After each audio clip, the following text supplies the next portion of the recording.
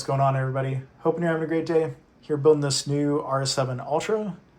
And as I was building it, it occurred to me that there was tons of tiny little differences between the old RS7 and the new RS7 Ultra. So I thought, why not make a video highlighting those differences? I know that there was a Heli Direct video, a couple of other videos, but I really want to make this video a little bit more in depth for those people that flew the Goosky RS7 before and want to see those differences before they make that purchase. I've owned two RS7s before and crashed them multiple times. Oh! So I feel like I'm pretty familiar with the product. So yeah, with that, let's get into it. All right, guys, so let's get started with the airframe. So just so happens I have this old RS7 on the bench. Got it tore down. I'm getting ready to sell it, so it's perfect. We can reference the old one versus the new one, see what the differences are. I haven't put the electronics in just yet. I wanted to leave it kind of more open so that way you guys can see, get a better picture of the airframe without wires and stuff going everywhere. So first thing, just kind of a high level thing. When I was pulling the parts out of the box, I noticed they started beveling the edges of the carbon, if you can see that. Super nice. See that on the rear gyro plate, and then the rear of the ESC plate. So I don't know if manufacturers are doing that now. I haven't seen that before. If you look at the old RS7, it's just sharp, right? So, you know, you run a wire by the edge of the frame, get some vibration, it'll fray your wire, crash your helicopter. You don't even have to worry about that anymore. So super nice upgrade to that. Like, they're just focusing on the little things, which I think is great. If you look at the ESC plate, they got it etched right there too. So that's super nice. It's just the little things that they focused on. It's really nice about this helicopter. So as far as the frames themselves on the old RS7, where the rear landing gear met the lower frame, this area was pretty long and pretty narrow, and so it led to a lot of flex. If you crashed, you cracked this area. I've had that happen multiple times. On the new airframe, this is wider, and then also you got this reinforcement that goes across, so seemingly it's a lot less long, right? So this area looks a lot more beefier, a lot more durable. They have this cross member going across and then meeting the front, whereas on the old design they had this box design. On the new design, that looks like they're kind of going for this, like I don't know, like lemon wedge, orange peel design. I don't know, proprietary goose guy design. I don't know. Yeah, so terrible joke. Looking at the upper frame, they got all these cutouts now. On the old one, they didn't really have that many cutouts. I'm assuming that they're doing that just to save weight. Then the upper frames go all the way to the front of the airframe, which I think is really nice. On the old design, this was a lot more open, and then they had this like reinforcement piece right here, and your ESC plate would sit on the top. I definitely thought that the old RS7 was pretty durable, but that was one area that was definitely weak as well. You have an impact from the front like this. Just mash this piece in, your ESC plate would crack, all that stuff. Now they have this all boxed in. It's super strong. Got this lower plate, and this ESC plate just sits on the top.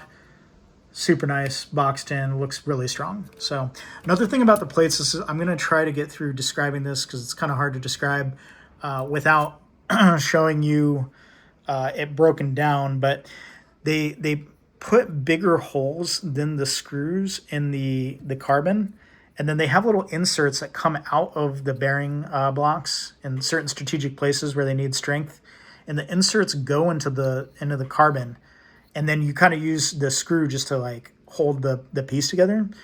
Super strong design.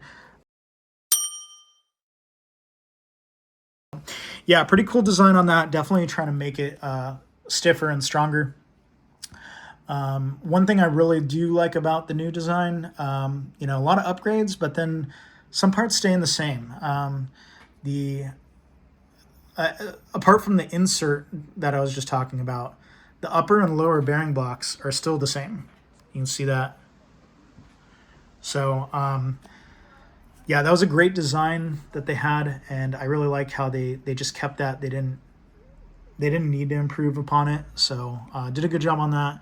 I really like the original design. It ties into the tail boom and then goes down to the rear reinforcement, and then the third bearing block that's all tied together to the motor mounts. They got the same design here. So, you know, they really kept what worked and then changed what they needed to change and upgrade and so on. So, third bearing block is still the same. The only thing is they added this little reinforcement piece that goes across right there, comparison to the old one. Up the middle and rear reinforcements, they changed that a little bit. They had this piece only meet the inner frame, whereas on the old one it met both frames. So that's a difference. I don't know why they did that. Probably just to save weight. But yeah.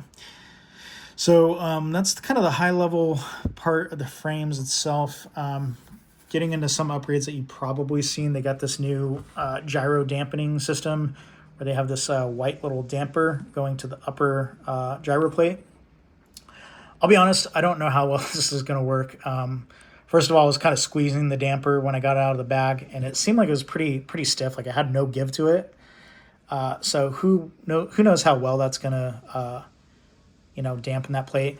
Also, another thing too is you would think that they would need a damper on the top to isolate the plate, but they just have it countersunk going into the boom support. So you would think that would transfer vibration.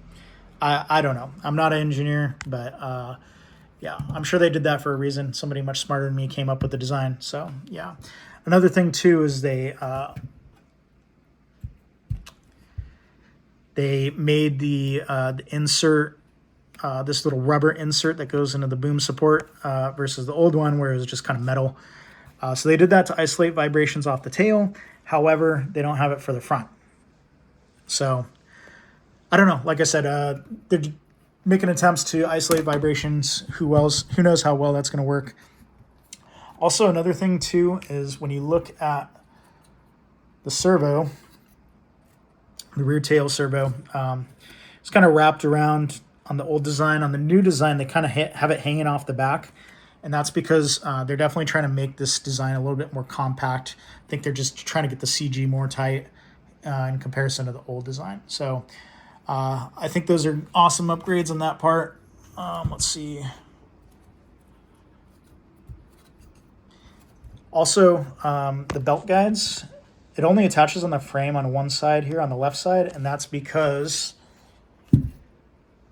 they have the new belt tensioning system that attaches right here. So you put your main gear in, run the belt, and then leave it loose, and then you attach your belt tensioner. So, and that's in comparison to the old design where they have the belt guides on both sides. So awesome little job on that. Let's see. Also, another thing that I really liked on the old design was you could run your wires under the motor mounts, because the motor mounts in the back, they were open.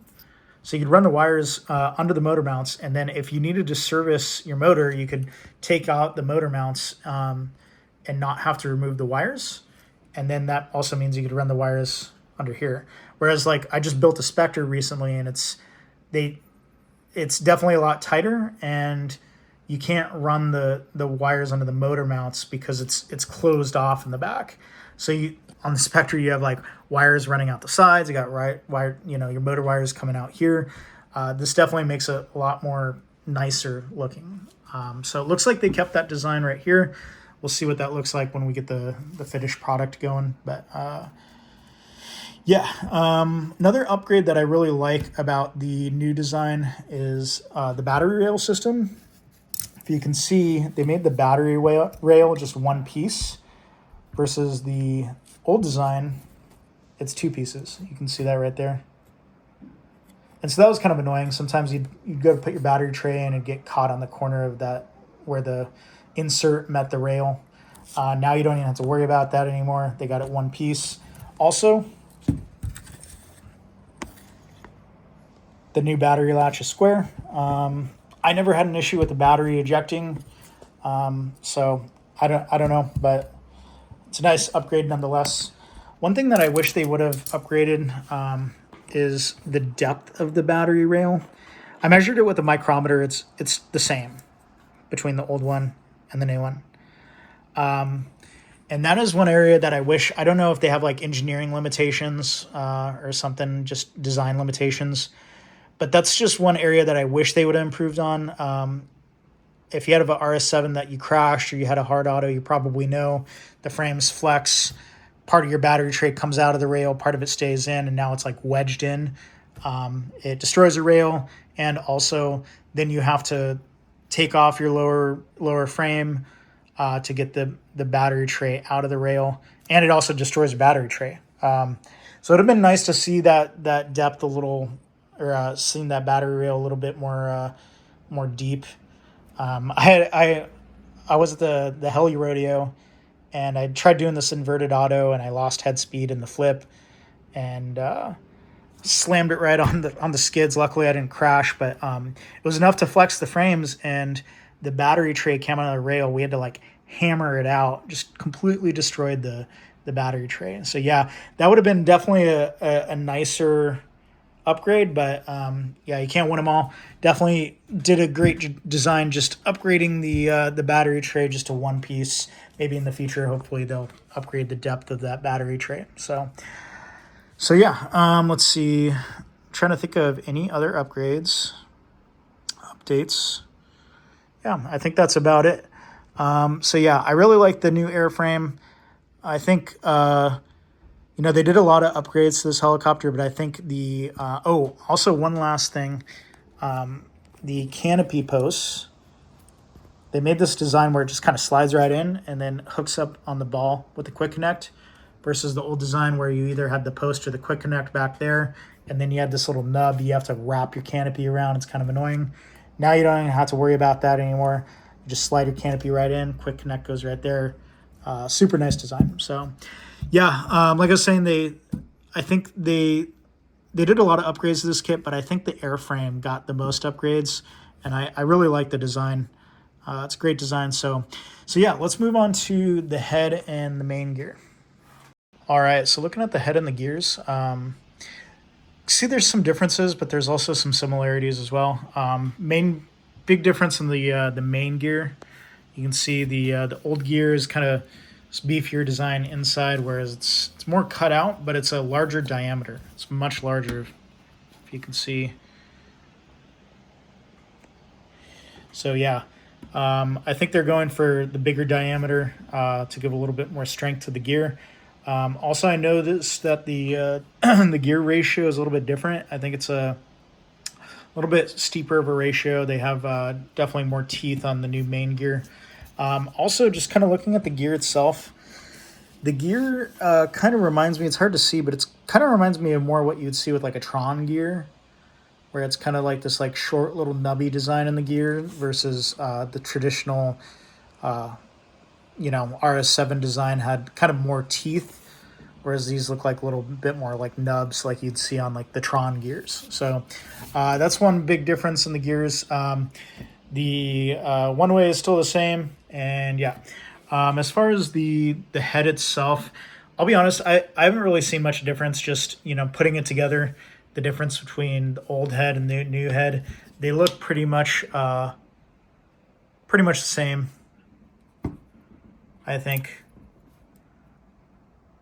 I haven't seen much to design apart from you can inject grease there on the bottom. The pitch arms are different. They look almost like more like the Spectre design versus the old one, where they had it kind of flared out more at the front and then came in. This kind of brings up a point. If you look in the manual, don't get freaked out. When I bought the RS7, I opened the box and I kind of got freaked out because I was like, oh man, all these parts are different. None of my old parts will work. And I'm not saying that, definitely in the long run, probably you want to move over to the Ultra parts if you're running an Ultra. But that's not to say that old RS7 parts don't fit on the new RS7. The geometry of the old pitch arm is the same. And the way that I know that is, one, just looking at it, but two, if you look at the manual, in the back of the manual, it gives you the parts list. Anything that matches or is common between the old RS7 and the new Ultra will say RS7 and Ultra, right? And so you'll see that if you go look at the back of the manual, it'll say, you know, RS7 and Ultra for a part. Whereas, like, let's say, for instance, the tail case is a completely new design, it'll just say Ultra, okay?